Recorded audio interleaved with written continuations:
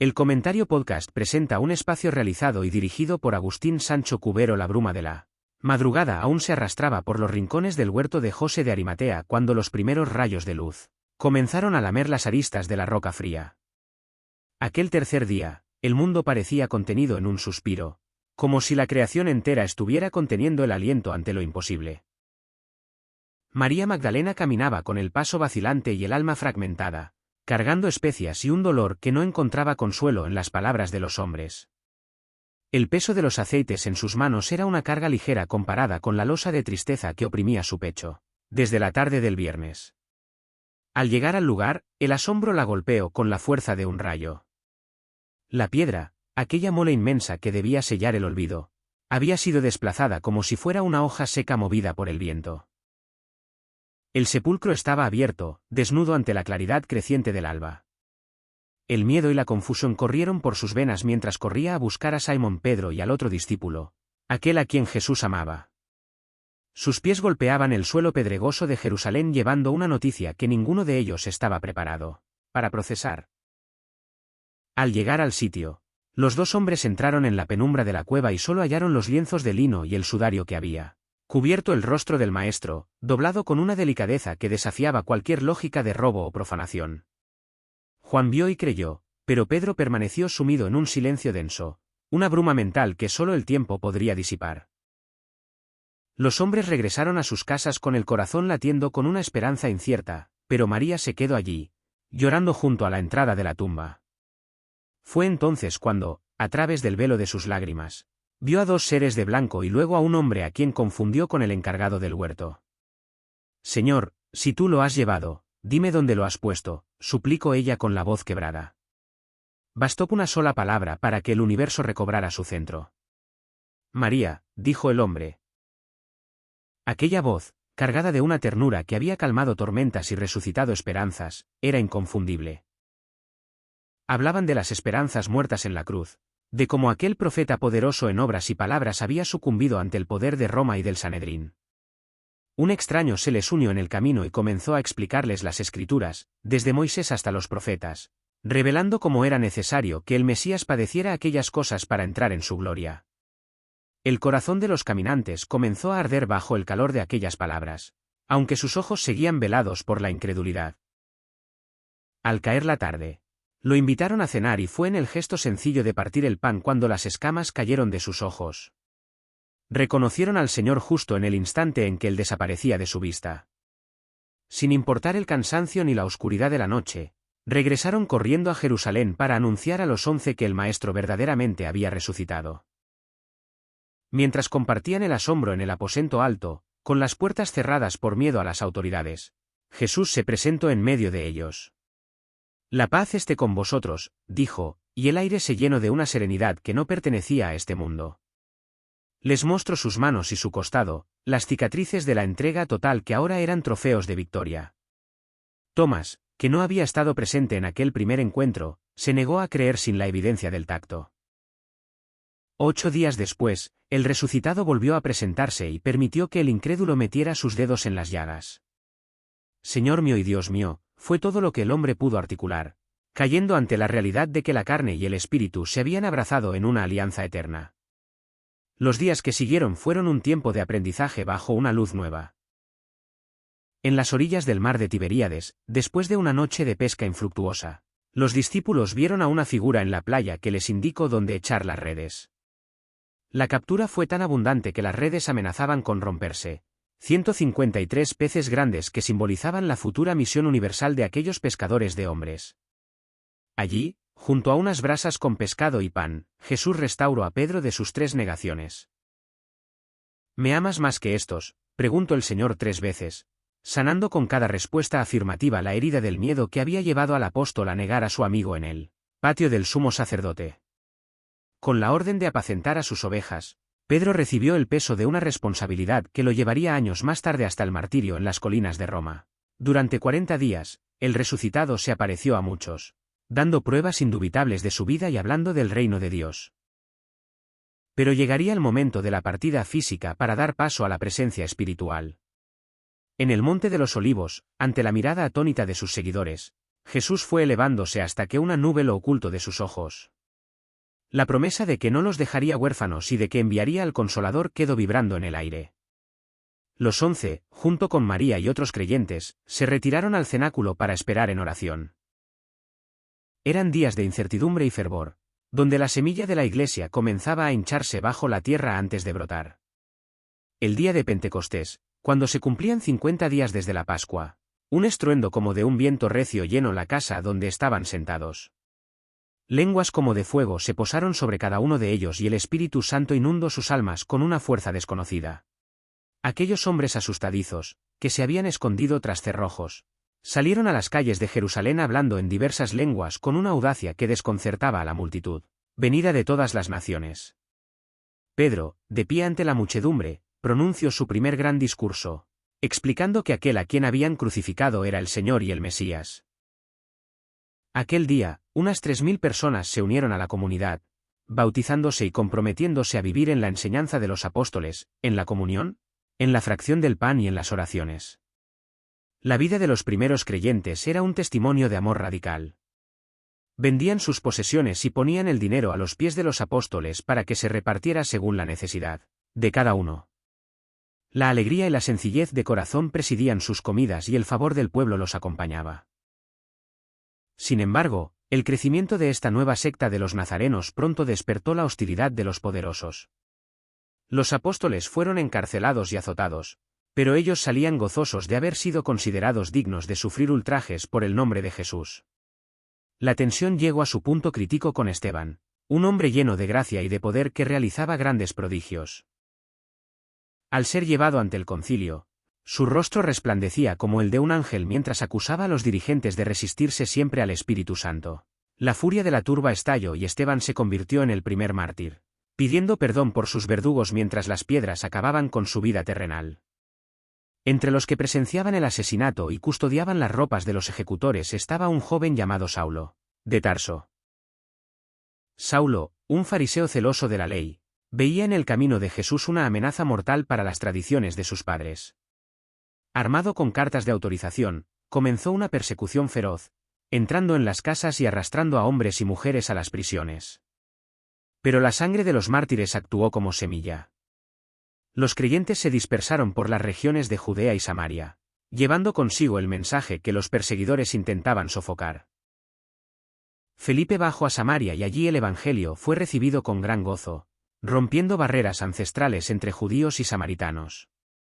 Mientras tanto, Saulo respiraba aún amenazas y muerte. En su camino hacia Damasco, una luz del cielo más brillante que el sol del mediodía lo envolvió por completo. Cayó al suelo y oyó una voz que le decía: «Saulo, Saulo, ¿por qué me persigues?».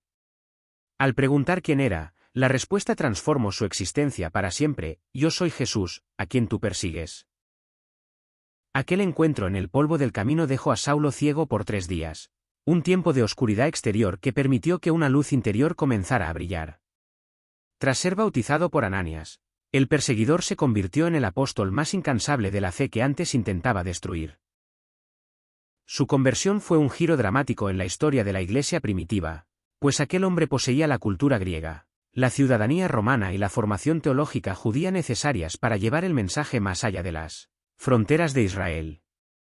La Iglesia comenzó a extenderse por la costa del Mediterráneo. Pedro, en una visión en Jope, comprendió que Dios no hace acepción de personas y que lo que él había purificado no debía llamarse impuro. Este fue el paso decisivo para la entrada de los gentiles en la comunidad, simbolizado por la conversión del centurión Cornelio en Cesarea. El Espíritu caía sobre los no judíos con el mismo poder que en Pentecostés, demostrando que la salvación era un regalo universal. En Antioquía, por primera vez, los discípulos fueron llamados cristianos, un nombre que nació como un distintivo pero que se convertiría en el estandarte de millones a lo largo de la historia.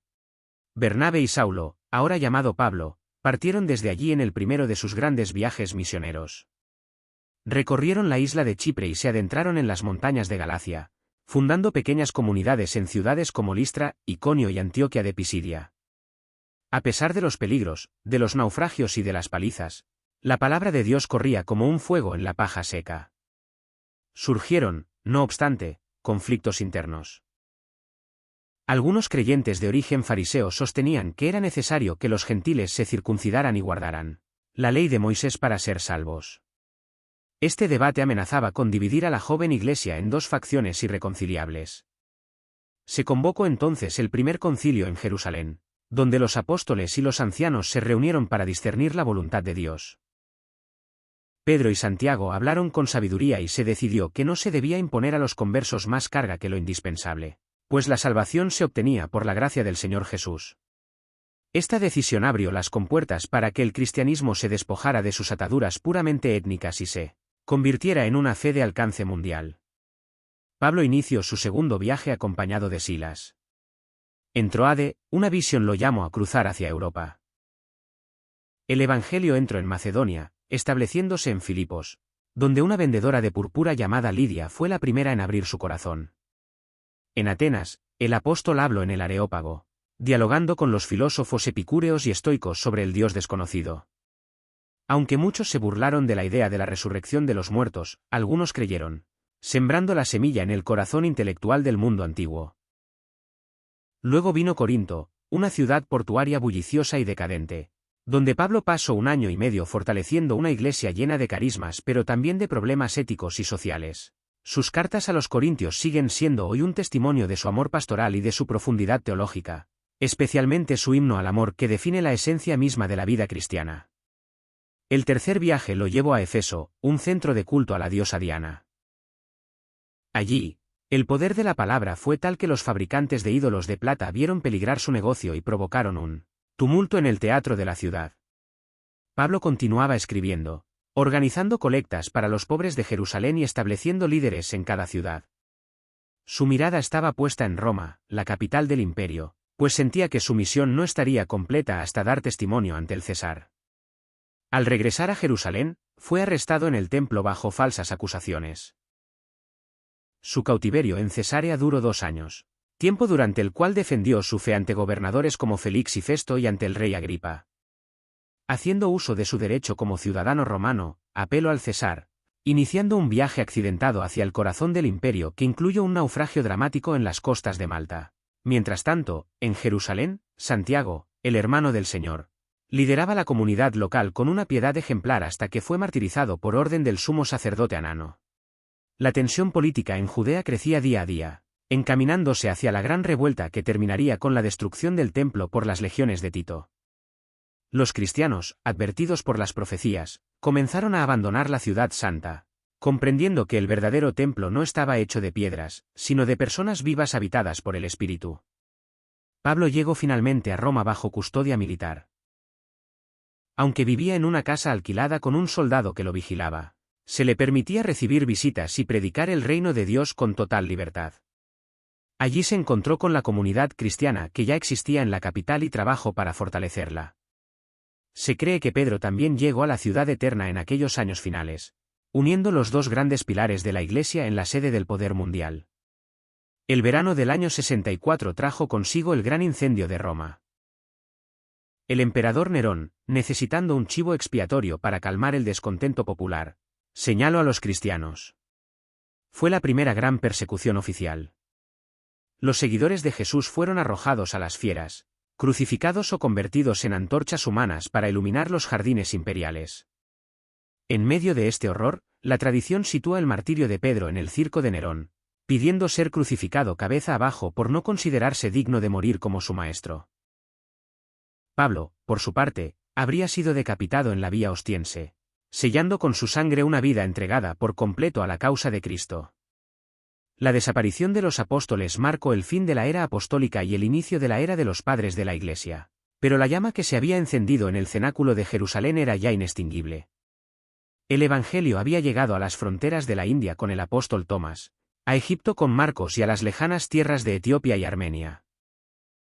El mensaje de un Dios que se hizo hombre, que murió por amor y que venció a la muerte había penetrado en todas las capas de la sociedad, desde los esclavos hasta los miembros de la casa del emperador. Los escritos de los apóstoles, sus cartas y los relatos de la vida de Jesús empezaron a ser recopilados y leídos con reverencia en las asambleas. El canon del Nuevo Testamento comenzaba a formarse como el fundamento escrito de la fe. A pesar de las persecuciones intermitentes que se sucederían durante los siguientes 2 siglos, la Iglesia continuó creciendo no por la fuerza de las armas, sino por la fuerza de la caridad. Los cristianos enterraban a los muertos que otros abandonaban durante las pestes, cuidaban de los huérfanos y las viudas y mostraban una alegría que resultaba incomprensible para un mundo pagano, sumido en el fatalismo. El relato de lo ocurrido después de la resurrección es la historia de una transformación radical. Aquellos hombres y mujeres que se dispersaron llenos de miedo en la noche de Getsemaní se convirtieron en testigos inquebrantables que desafiaron al imperio más poderoso de la tierra con la única arma de la palabra y el ejemplo. La historia de Jesús no terminó en la cruz ni se quedó encerrada en el sepulcro de Arimatea, sino que se derramó por los caminos del mundo, transformando culturas, leyes y corazones. El fuego que descendió en Pentecostés siguió ardiendo en las catacumbas, en las casas particulares y en las plazas públicas. Cada vez que una comunidad se reunía para partir el pan y recordar las palabras del Maestro, el resucitado se hacía presente una vez más. La promesa de estar con ellos todos los días hasta el fin del mundo se cumplía en cada acto de justicia, en cada gesto de perdón y en cada vida entregada por los demás. La pequeña semilla de mostaza se había convertido en un árbol frondoso donde las aves del cielo buscaban cobijo. Lo que comenzó con un grupo de pescadores galileos se había transformado en una fuerza espiritual que remodelaría la civilización occidental y llegaría a los confines de la tierra. La resurrección fue el motor de una revolución silenciosa que no buscaba derrocar tronos terrenales, sino instaurar el reino de Dios en la interioridad de cada ser humano. Los siglos pasarían, los imperios caerían y las filosofías cambiarían, pero el eco de aquella mañana junto al sepulcro vacío seguiría resonando con la misma urgencia y la misma esperanza. La historia de la Iglesia primitiva es el testimonio de que el amor es más fuerte que el odio y de que la vida tiene siempre la última palabra. Aquella luz que comenzó a lamer las aristas de la roca fría en el huerto de José ya no dejaría de brillar jamás, guiando los pasos de innumerables generaciones que, como María Magdalena, Pedro o Pablo, se encontrarían con el viviente en el camino de sus propias vidas. Así, la historia que comenzó con un lamento se convirtió en un canto de victoria que atraviesa los milenios, recordándonos que cada amanecer es una invitación a la esperanza y cada encuentro con el prójimo es una oportunidad para reconocer al Maestro que sigue caminando entre nosotros, partiendo el pan de la existencia y ofreciendo la paz que el mundo no puede dar. El legado de aquellos primeros siglos es la certeza de que no caminamos solos, sino que formamos parte de una gran nube de testigos que han mantenido viva la llama de la fe frente a todas las tormentas. La aventura de seguir al resucitado continúa hoy, en cada rincón del planeta donde alguien se atreve a creer que el bien es posible y que la muerte ha sido vencida. Para siempre en el abrazo infinito de un Dios que es amor puro y eterno. Espacio realizado y dirigido por Agustín Sancho Cubero. Gracias por su atención, hasta la próxima edición del programa.